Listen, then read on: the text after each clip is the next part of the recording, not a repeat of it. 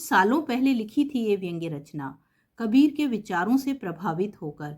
अब आप इसे देख सुनकर मुझे बुरा भला मत कहने लगना। क्या करूं? पढ़ लिया कबीर को, हो गई प्रभावित उनके जीवन दर्शन से। और जब कबीर से प्रभावित हुई तो रचना भी तो उससे प्रभावित होगी ही ना। तो अब आपको समर्पित है, आप इसे अपनाएं या ठुकराएं, आपकी मर्जी। तो नमस्कार मित्रों, एक बार फिर से स्वागत है आपका आपके अपने चैनल मेरे मन की बातें में। कहने के लिए ये मेरे मन की बातें हैं, पर वास्तव में ये हम सब के मन की बातें हैं। आप अपने मन की बातें अपने कमेंट में लिखिए और मैं यकीन मानिए कि मैं आपके उन कमेंट्स पर पूरा गौर करूंगी और अपने अगले वीडियोस उन कमेंट्स पर आधारित बनाने का प्रयास करूंगी। तो शुरू करते हैं आज की रचना, जिसका नाम है Kabir Das on social media. स्वर्ग में अपने करघे पर चादर बुनते कबीर बहुत दुखी थे। यूं तो स्वर्ग रास रंग दुख तकलीफ स्वादिष्ट पकवान अच्छे कपड़े इन सब मोह माया से परे है, किंतु कबीर ठहरे कबीर। भला काम किए बिना उन्हें कैसे चैन आता। तो इसलिए स्वर्ग के मैनेजर को उन्होंने शुरू में ही कह दिया था कि वे अपना काम नहीं छोड़ सकते। तो उनकी इच्छा का सम्मान करते हुए स्वर्ग के मैनेजर ने उनके लिए उनका करघा मंगा दिया था। अब जिन लोगों को पता नहीं कि करघा क्या होता है, उन्हें बता दूं कि करघा एक ऐसा इंस्ट्रूमेंट या एक ऐसी मशीन होती है जिसके ऊपर हाथ से कपड़ा बुना जाता है। हाथ से मतलब हैंडमेड। हाँ हाँ, वही हैंडमेड जिस चीज का आजकल लोगों को बड़ा क्रेज है। होता ही है क्रेज हर उस चीज का जो आसानी से नहीं मिलती। तो खैर वापस आते हैं स्वर्ग में, जहां कबीर अपने करघे पर झक सफेद चादर बुन रहे हैं। वह चादर जो देवताओं के भी काम आती है। हालांकि यह चादर झीनी बीनी सी नहीं थी, न ही इसमें कोई दाग लगा था, पर फिर भी कबीर दुखी थे। क्यों? क्योंकि उन्होंने स्वर्ग में भारत के चैनल पर जो देखा।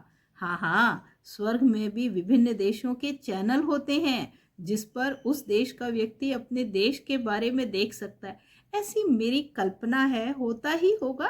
तो खैर कबीर ने भारत के चैनल पर जो देखा वो उसे बर्दाश्त नहीं कर पा रहे थे।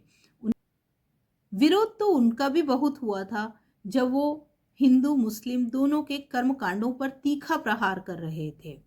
पर आज 21वीं सदी में जब भारत मंगल पर यान भेजने की तैयारी कर रहा है, उस समय हिंदू मुसलमानों के बीच धर्म को लेकर इस तरह की नफरत, इस तरह का भेदभाव ऐसा क्यों हो रहा है, ये देखकर कबीर बहुत ही दुखी थे। तो उन्होंने सोचा कि शायद उनके द्वारा लिखे गए जो दोहे थे, आज की तारीख में लोग उन्हें समझ नहीं पा रहे हैं कि मॉडर्न ज़माना है, सदुक्कड़ी भाषा लोगों को समझ नहीं आ रही है। तो कबीर ने निश्चय किया कि ऐसा करते हैं कि हम स्वयं ही धरती पर यानी भारत की धरती पर दोबारा जाते हैं और आजकल की भाषा में लोगों को वही बातें समझाते हैं, तो शायद अब लोग समझ जाएं।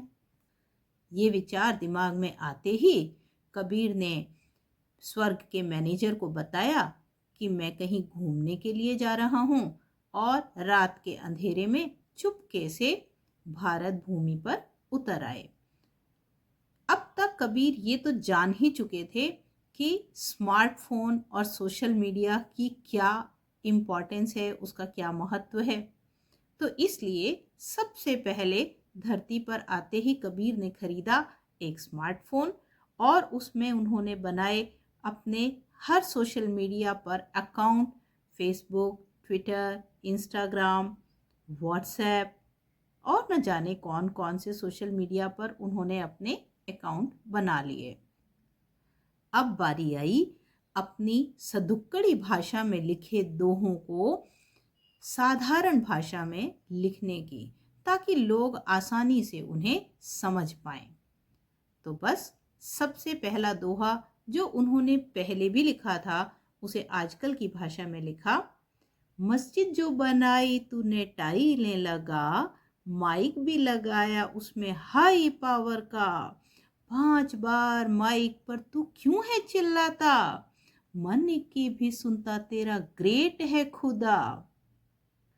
घूमते घूमते कबीर एक झुग्गी बस्ती में पहुंच गए। चारों ओर भूखमरी और गंदगी का साम्राज्य था। माताएं अपने बच्चों को बहलाने के लिए पानी में जरा से दूध की कुछ बूंदें मिलाकर उन्हें पिला रही थी। अब क्या करें, माताओं के खुद के ही शरीर में जान नहीं, बच्चों का पेट कैसे भरें। ये सब देखकर कबीर का दिल दहल गया। कबीर चाहते तो थे कि उनकी सहायता करें, पर क्या करें, वे तो स्वयं ही फकीर थे। काश कि उनके बस में होता कि वो उन बच्चों का पेट भर पाएं, कि वे उन स्त्रियों के लिए कुछ कर पाएं। किंतु कबीर कुछ न कर सके। कबीर आगे चलते चले गए। थोड़ी दूर चलने पर कबीर को एक बहुत सुंदर चमकती हुई इमारत दिखाई दी। कबीर इस इमारत को पहचानते थे। चारों तरफ भक्तों की भीड़ लगी हुई थी। पैर रखने की जगह नजर नहीं आ रही थी। जब उन्होंने लोगों से पूछा कि आज यहाँ इतनी भीड़ क्यों लगी हुई है, तो लोग बड़े आश्चर्य के भाव से उनकी ओर देखने लगे, जैसे कि वे किसी और लोक से आए हों। वैसे आए तो कबीर दूसरे लोक से ही थे। लोगों ने बताया कि आज महाशिवरात्रि है और ये सारी की सारी जनता महाशिवरात्रि पर भगवान शंकर का दूध से अभिषेक करने के लिए आई है।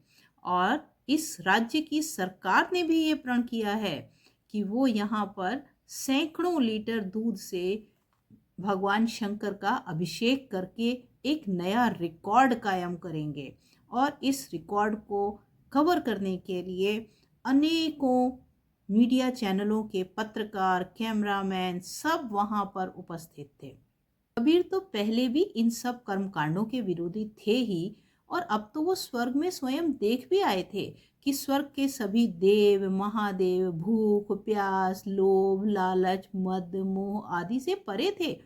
तो फिर यहाँ मंदिर में कौन बहरूपिया शंकर के रूप में सैकड़ों लीटर दूध पी रहा है? उत्तर मिला मंदिर के पीछे बहती नाली से। जब वहां पर कबीर पहुंचे तो उन्होंने देखा कि सैकड़ों लीटर दूध नाली में बहा जा रहा है, और जो पिछली झुग्गी बस्ती की स्त्रियां थी वो अपने बर्तन ला लाकर उस नाली में से दूध इकट्ठा करने का प्रयास कर रही हैं। कबीर इसके आगे देख न सके और उन्होंने लिखा, ऊंचे ऊंचे भव्य सुंदर मंदिर बनाए, पत्थर के भगवान तूने उसमें बिठाए, भोग लगाए दूध नाली में बहाए, भूखा जो कन्हैया आंसू पी के बिलबिलाए। चलते चलते कबीर एक जुलूस के समीप जा पहुंचे। यहाँ एक मौलवी साहब बड़े जोश में भाषण दे रहे थे। उनका कहना था कि कुरान में लिखा है कि औरतें पर्दे में रहें, उनकी इज्जत इसी में है। स्कूल कॉलेज जा जाकर हमारी इज्जत मिट्टी में न मिलाएं। हमारी औरतें और हमारी बच्चियां पढ़ लिख कर बर्बाद हुई जा रही हैं। जिनका काम घर बार संभालना और बच्चे पालना है, वे इस पढ़ाई लिखाई के झांसे में आकर बाहर कमाने जाना चाहती हैं। इस तरह तो हमारी यह कौम खतरे में पड़ जाएगी। मैं सभी मर्दों से ये कहता हूँ कि अपनी औरतों बेटियों और बहनों को काबू में रखें, उन्हें बहकने न दें। अगर एक बार वे घर से बाहर निकल गई तो घर बर्बाद हो जाएगा।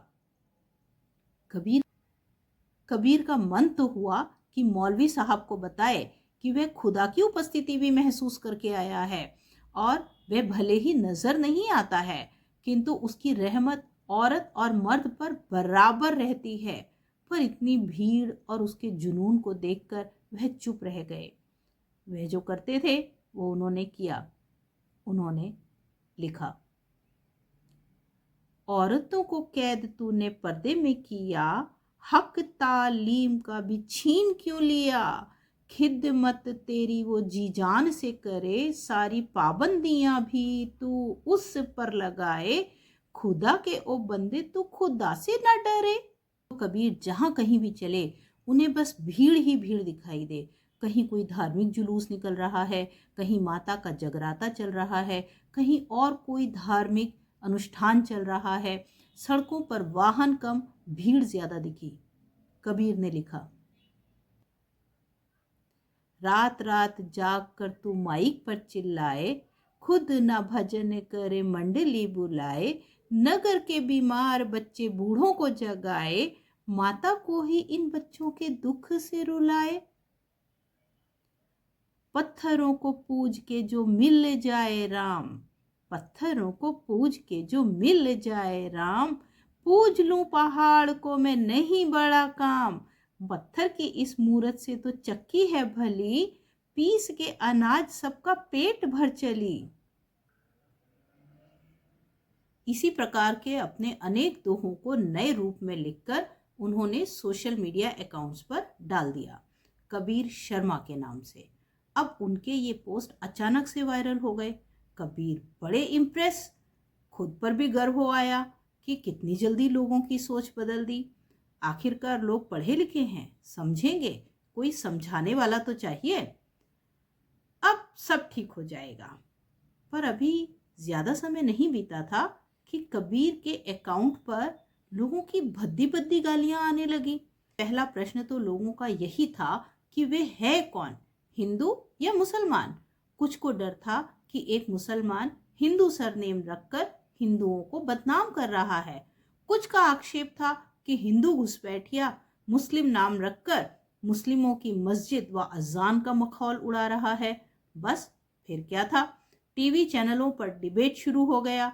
मौलवी, पंडित, पत्रकार, समाज सुधारक, अलग अलग राजनीतिक पार्टी के प्रवक्ता सब एक साथ चिल्ला चिल्ला कर एक दूसरे पर आरोप लगा रहे हैं। कौन क्या कह रहा है कुछ समझ नहीं आ रहा। कुछ मौलवियों ने कबीर के खिलाफ फतवा जारी कर दिया, कुछ हिंदू संगठनों ने कबीर का सिर काटने व उनका हाथ पैर तोड़ने तक की धमकी दे डाली। कबीर धर्म का ऐसा भयावह रूप तो कबीर ने सपने में भी न सोचा था। ऐसा तो कभी 16वीं शताब्दी में भी न हुआ था। उनकी समझ में कुछ नहीं आ रहा था। तभी रात के अंधेरे में एक विमान स्वर्ग से उतरा और देवदूत ने उनसे स्वर्ग वापस चलने की प्रार्थना की। कबीर हतप्रभ से कुछ सोच न पा रहे थे। देवदूत ने बताया, गुरुदेव, यह चुनाव का समय है। आपकी कविताओं का विरोध कर अलग अलग धर्म के लोगों को लुभाने का प्रपंच है ये सब, किंतु फिर भी हम आपको असुरक्षित मानते हुए ले जा रहे हैं। कबीर अभी भी सदमे की अवस्था में है। अगर आपको मेरी रचना पसंद आई हो तो कृपया मेरे चैनल को सब्सक्राइब करें, इस रचना को लाइक करें और इसे दूसरे लोगों के साथ में शेयर करें। ना पसंद आई हो तो अपने कमेंट्स बॉक्स में लिखकर भी दे सकते हैं। धन्यवाद।